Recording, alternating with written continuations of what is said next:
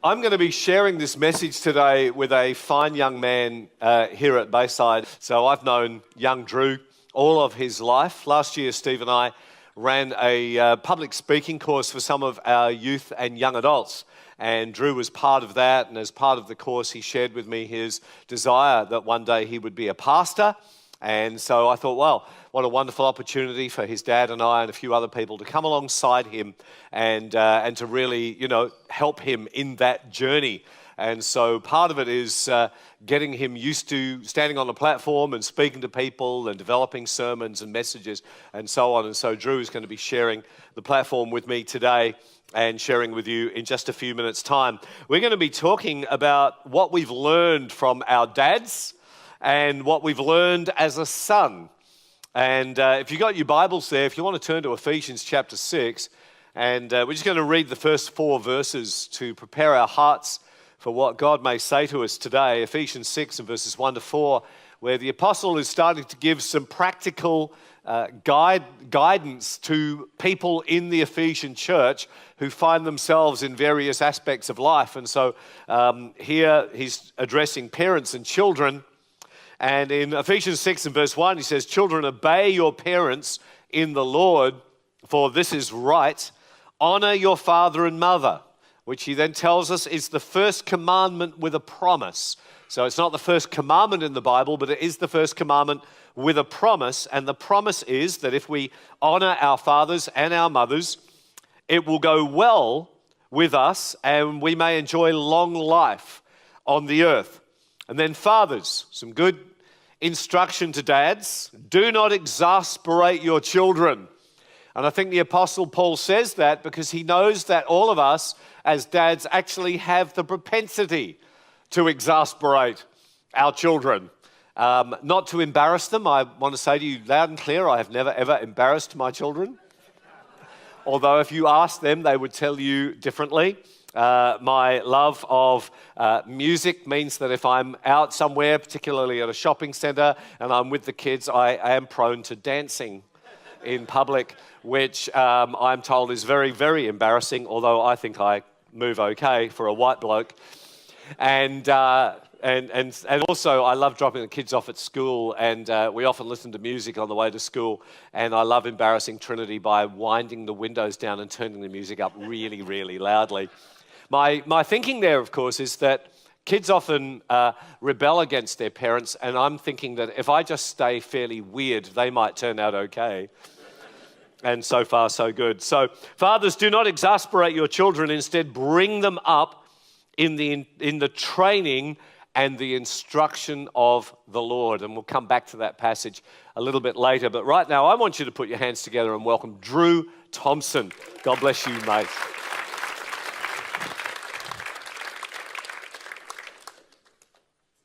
Good morning, Bayside. Good morning.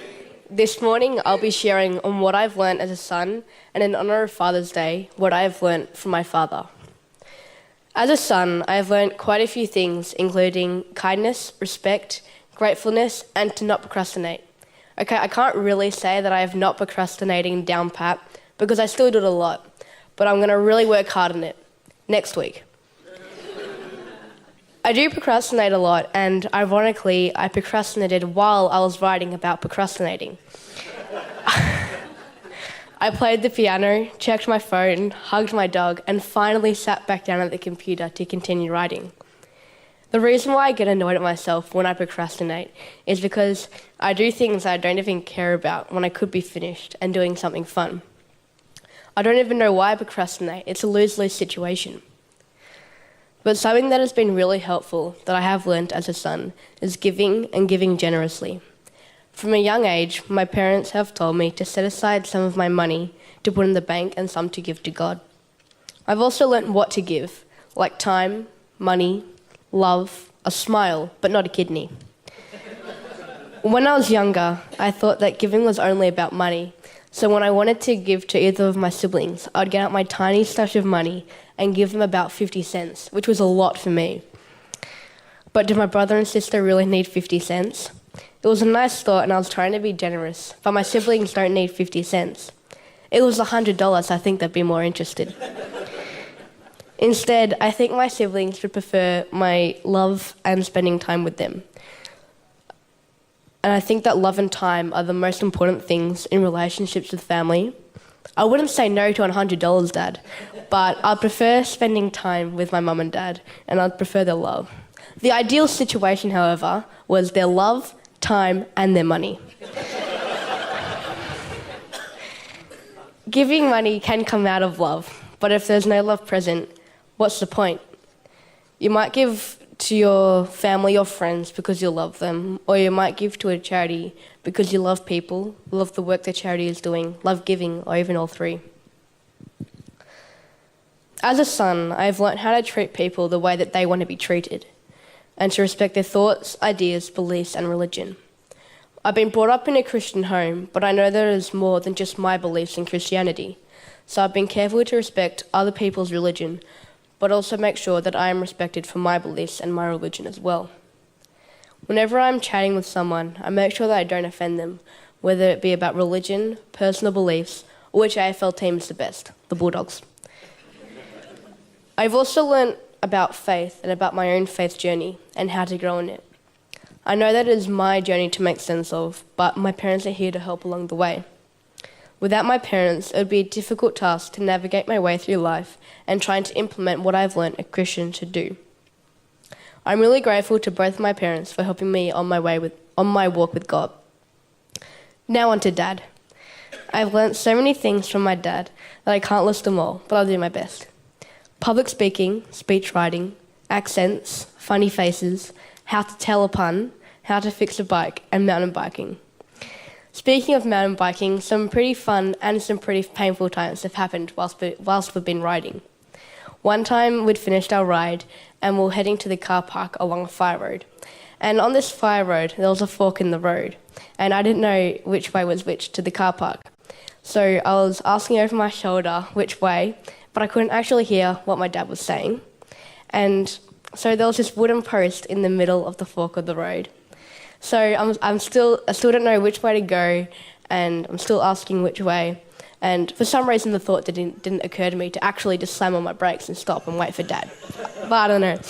So I'm still heading towards the fork in the road, still don't know which way to go, and then I slam into the wooden post. And I crashed, and it hurt a lot. But sometimes I feel that people can do the same thing that I did on that bike. Not hearing or listening and going straight into a brick wall, or a wooden post as it was in my case. If the car park is to the left and Dad tells me to go right, it doesn't really matter. It'll just make sure that I don't end up slammed into the wooden post. If we don't listen to the people that we trust, then we will slam into the pole, and sometimes that someone we trust is God. We know that God knows what is best for us, and we can be safe in that knowledge. So I want to draw on Proverbs chapter 3, verse 5 to 6. Trust in the Lord with all your heart and lean not on your own understanding. In all your ways submit to him, and he will make your paths straight.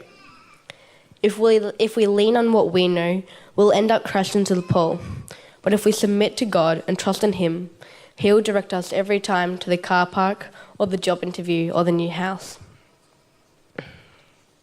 Moving on, one of the most important things that I've learnt from my dad is how to treat people, in particular women. I have an excellent role model in my dad about how to treat people you are in a relationship with because of the values that I see in my parents' relationship: respect, honesty, communication, and love. I hope that when I start to have a new family, I can reflect the same core values that I see my father reflect every day.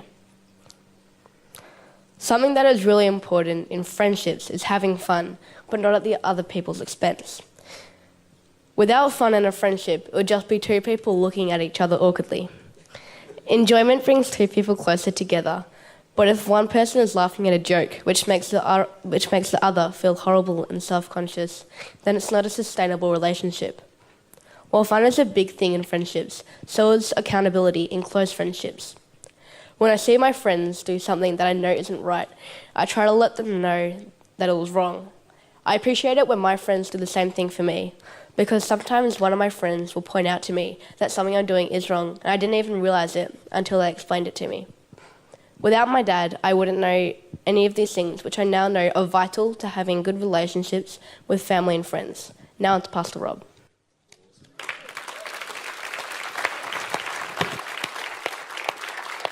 Well done, Drew. How good is he? Isn't that wonderful? Yeah, come on. Give him some encouragement. That's so good.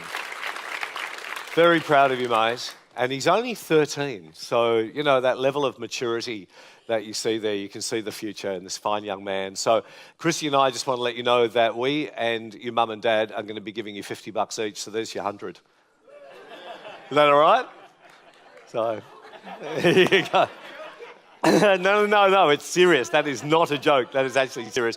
And it was actually, I was about to say, it's actually Christy's idea, and I want to publicly acknowledge that, because what happens in our household, and I don't know if this happens in other households, but Christy will say something that somewhere down the track I will adopt as an idea and forget that she said, and then I'll start talking about it as if it's my idea. Does that happen anywhere else? Or is that, yeah? Couple of you? Yeah, all right. So I honour you today, my dear wife. And I want to say as well, I had an experience with a wooden post myself this week. I actually was going to put a status up on Facebook, and then I decided that I wouldn't post. So, all right, touchdown. All right, what I've learned from my dad, and I've got some photos to show you. My dad is 88. He was born in 1930, and if we can put the first photo up. Incidentally, this week, I had a phone call from my sister. I have an older sister and a younger brother, and my sister rang me to let me know that my dad was diagnosed with dementia this week. And so it was a sense of, oh my goodness, here we go again, because my mum had dementia for about 5 years, and she passed away about 3-4 years ago. And it's the long goodbye, and I know some of you know exactly what I'm talking about. You have friends or family members who have had or do have dementia, and I just want to let you know that my heart goes out to you. I know exactly what you're going through, and it's very, very painful, but God has a wonderful way of redeeming our experience. And I'm going to tell you the number of occasions that I have had over the last few years to be able to get alongside people and empathize with them when a friend or a family member has got dementia. So my dad is in the early stages of it at the moment, so he still knows who we are and he's quite lucid, but he still lives on his own over in Perth, but I'll be going over in a few weeks to spend some time with him. And so this photo was taken I think earlier this year or last year, and he and I were enjoying a good game of chess together. He taught me chess when I was a young fella, and he made me a promise that if I ever won, it would be because I really did win, not because he let me win. And so I actually didn't win a game against him until 8 years ago when he turned 80. And it wasn't anything to do with my skill. It was everything to do with the fact that he was just getting a little bit older and a bit slower. And so I actually won my first game, which was so exciting. But even these days, I may win about 50% of the games. So he loves playing chess. Let's have a look at the next one. This is Grandpa with Trinity. She adores her grandpa, and this was taken last year. We were over in Perth for a few days, and she took him by the hand and they walked around the park together, which was very meaningful to her and to him, and it was an absolutely adorable day. As you can see there, that's Perth and the sun is shining, just in case you're wondering what that is. So, okay, next photo. Okay, my dad and I doing a selfie. He doesn't have a mobile phone. I don't think he even knew what I was doing, but I told him to smile and he obeyed. And the last one, and that's my dad enjoying a glass of wine outside my sister's house. They live in the hills outside of Perth, and a beautiful place. And he was wearing a hat which I think was too small for his head, because his head is actually not that long. But anyway, so that gives you some insight into my dear old dad. So I want to share some things that I've learned from my dad, and then I want to share a few things that I've learned from my son. Sorry, as a son, exactly the same as Drew has just done.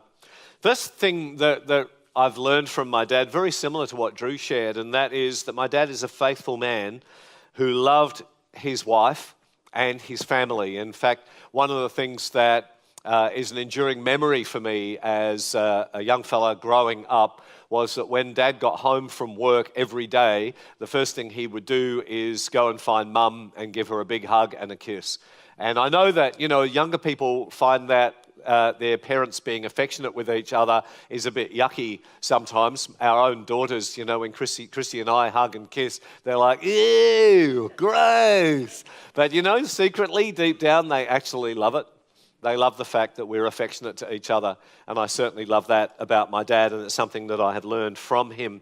The second thing was that he was courageous, and one of the greatest symbols of courage that I witnessed in my dad and my mum as well was that at the age of 40, they decided to do a very courageous thing, and that is to emigrate from England and move to Australia, and I will be forever grateful for them making that move. It was difficult for them in the UK in the 60s and early 70s. The economy was not great. My dad had had a succession of jobs. He was a draftsman and then an engineer, and he had been retrenched for quite a few months from a job and then finally got another one. And we had moved 3 times in England. I was born in a little town called Harpenden in Hertfordshire, just north of London.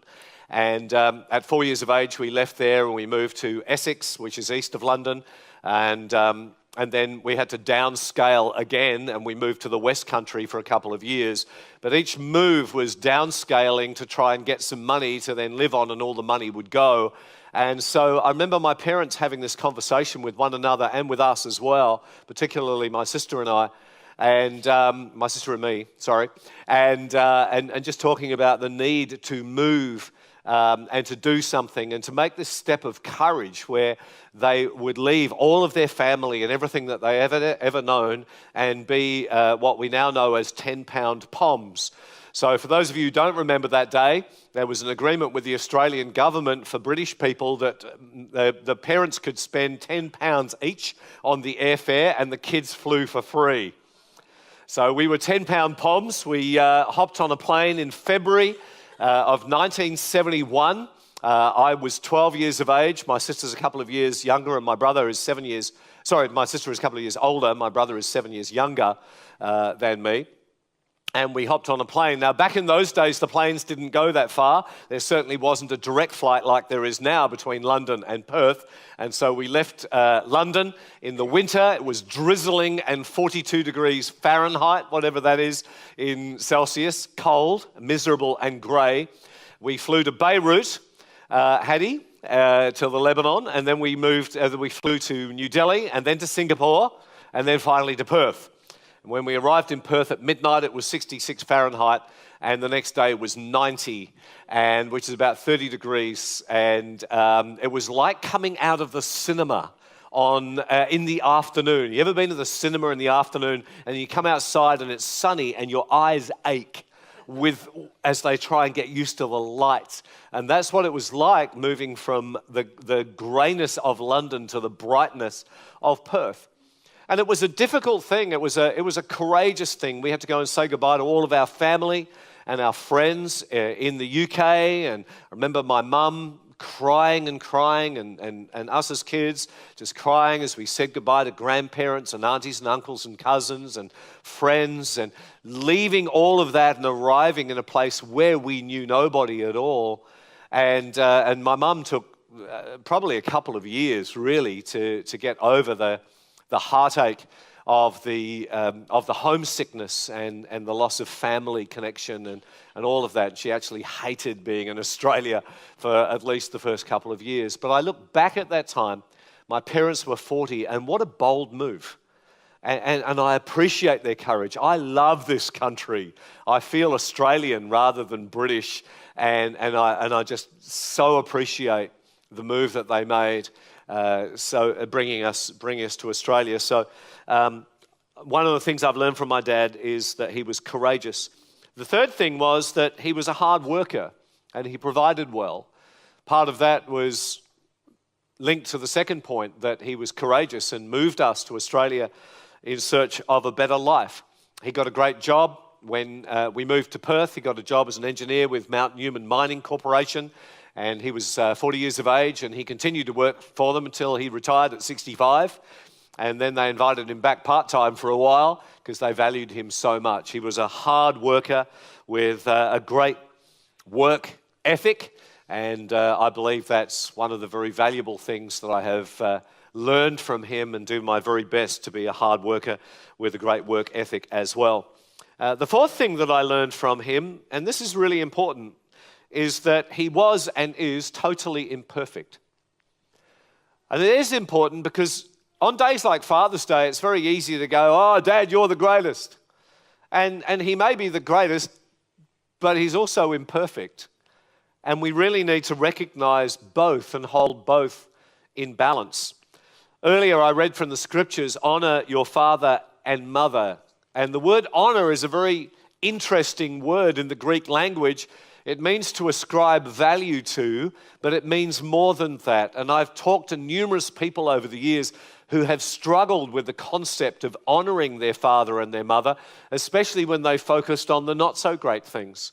And let's face it, with some parents, they're actually just not so great.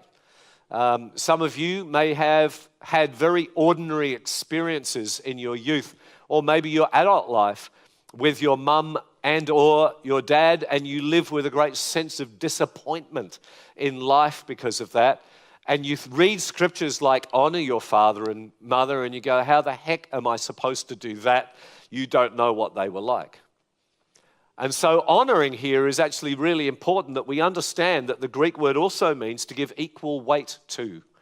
That is, you weigh up between your parents, your dad, because we're talking about Father's Day, that yes, your dad had some good qualities, but he also had some not so great qualities as well.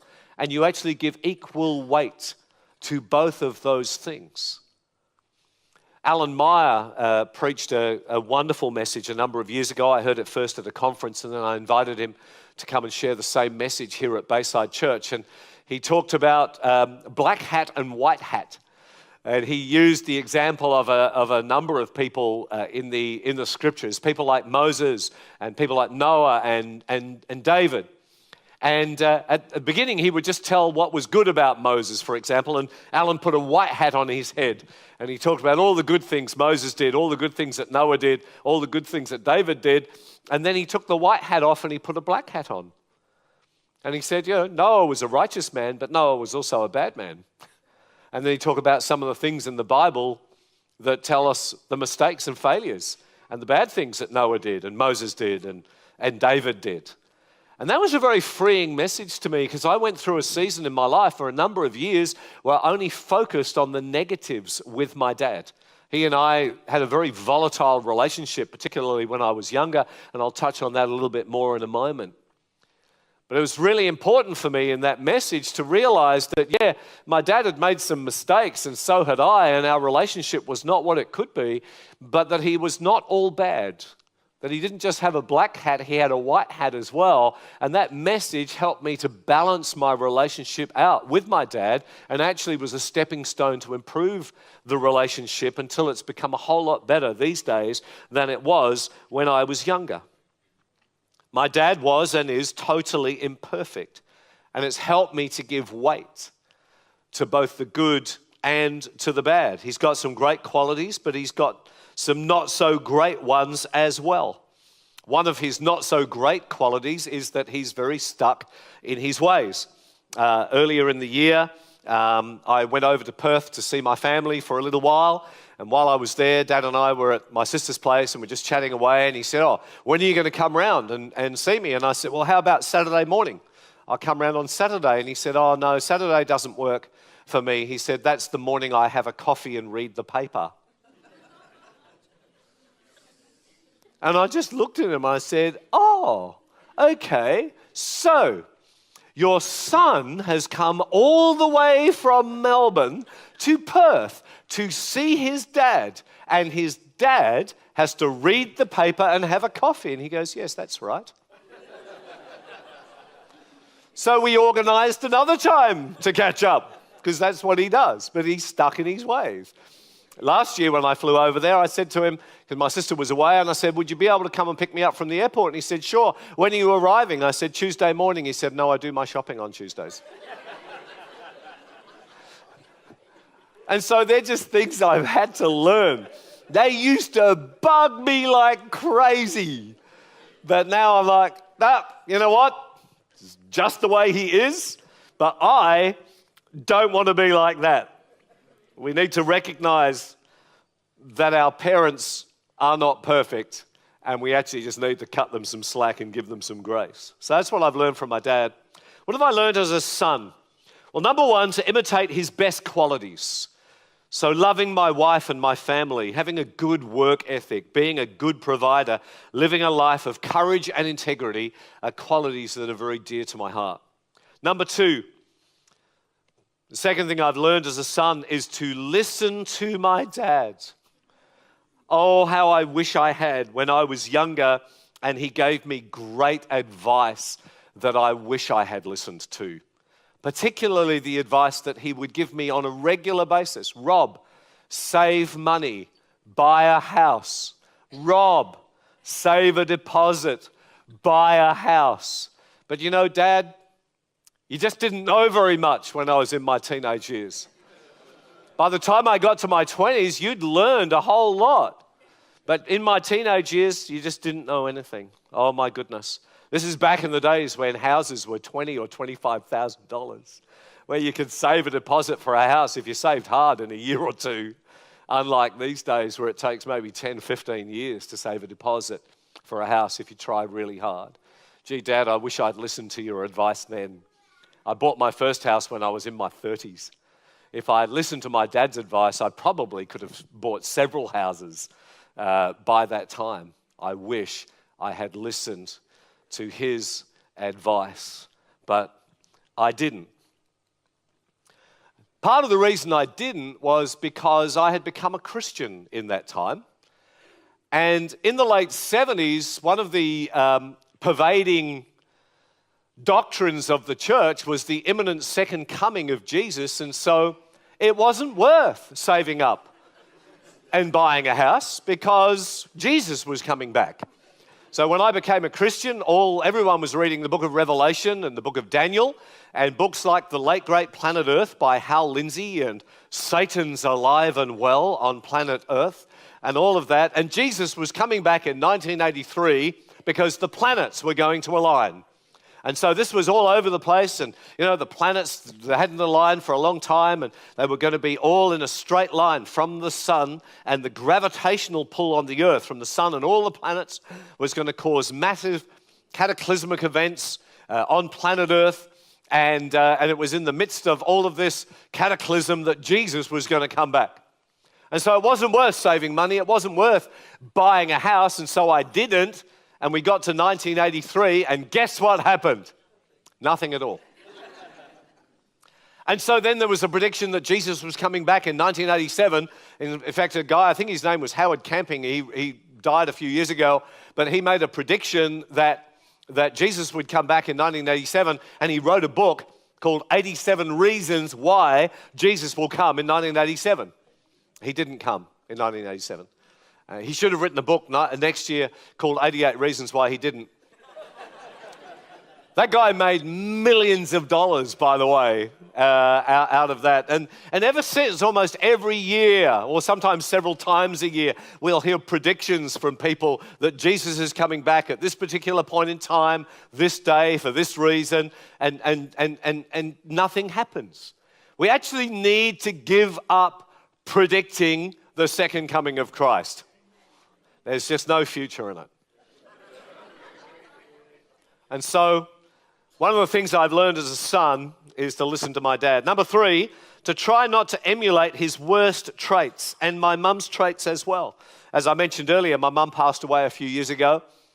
She was a wonderful mum, had a great relationship with my mum, but she wasn't perfect either. And one of the things that we experienced when we were growing up was that my mum had this kind of moody side to her. And if the kids, myself, my sister, my brother, or my dad upset mum in any shape or form, she could go quiet, sometimes for several days. You okay, mum? Yes. And that's all you'd get. And I learned how to do that, which was not great when I got married. Ask Christy. And so when she hurt me or upset me or we had an argument or something or other, I could freeze her out. Until several years ago, I had this experience, and I believe it was a divine experience. It was like the gentle whisper of God. So we were at home, and we'd had an argument or a disagreement or something, and I went quiet. And I could keep that up for quite a while. I had a great teacher. Thanks, Mum. And so I went quiet, and then I heard the gentle whisper of the Holy Spirit on the inside of me, and it was just a question: why are you doing this? I thought, fascinating question. I'm going to think this through. Why am I doing this? Okay, very simply, Christy's hurt me, so I'm going to hurt her back. And then a statement: that's not very nice, is it? I thought, wow, it's not. Like, I'm supposed to be a godly guy, right? A follower of Jesus Christ. And that's a really horrible, nasty, unkind thing to do to my wife. It's not loving my wife as Christ loved the church. And so that was an interesting event for me, at which point I decided that I would not do that anymore. And so, and literally when I felt myself tempted to fall into that trap of moodiness and silence, that I would learn to literally kick off the bottom and come up. And so when we have a disagreement, we can talk it through. We have fairly robust conversations at various times, but afterwards it'll be like, okay, cool. You want a cup of tea? Yeah, it's great. And we keep going. And I have actually broken, with the help of the grace of God, have broken that habit pattern in my life. And I don't want to pass that on to my kids as well. It had been a thing going from generation to generation in our family, and it ends with me. How about you? My dad had an anger problem. He's very explosive anger. And I remember it many times as a child, and I had learned that from him as well. And so that had been a thing. When I became a Christian, I was really concerned about my explosive temper, and I prayed into that for a number of years. And again, the Holy Spirit's sanctifying work on the inside means that I actually don't have an explosive anger problem anymore, and haven't done for many decades. And I'm very, very grateful to that. And so learning as a son not to emulate the worst traits of my mum or my dad.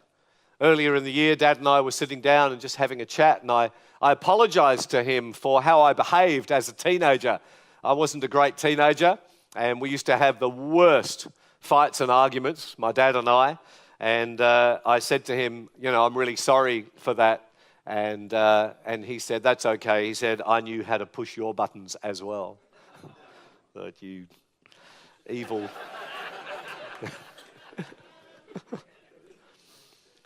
And to be flexible and not stuck in my ways. And I got to tell you, Christy has helped me so much in this. There's 10 years difference between us in age.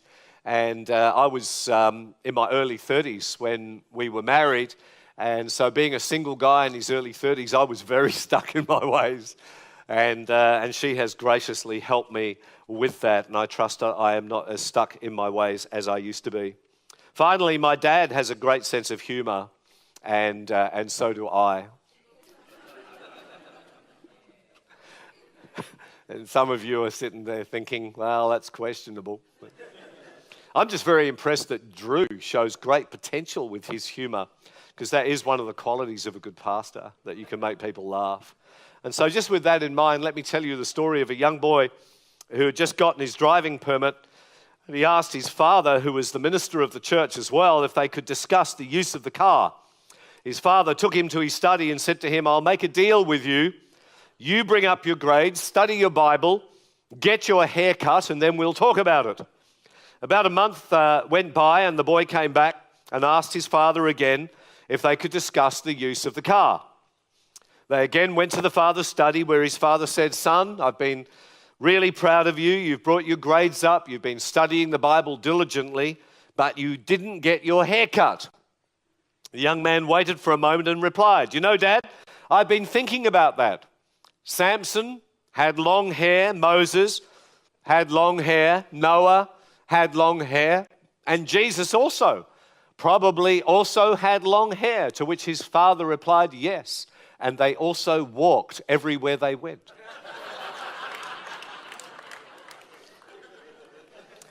I want to wrap up and just show you some baby photos of Rob Buckingham. There you go, some little toddler photos. So this, I think I was about 2. This is in the back garden of our house in Harpenden, north of London, and I'm sitting in my little trolley. Aren't I cute? Yeah, I look like Trinity. No, actually, Trinity looks like me. Yeah, that's it. Next one. Okay, I'm on the left.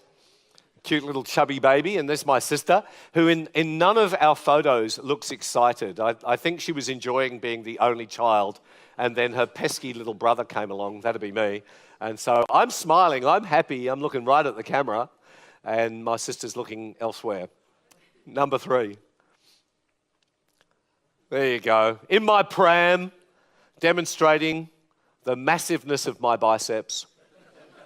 Nothing has changed. And number 4, my sister and I, again, so wandering around the backyard. And I had a fixation for bees back in those days as well, until one stung me. So I was probably looking around the garden for bees. So that's a little bit from Drew and myself of what we've learned from our dads and what we've learned as sons.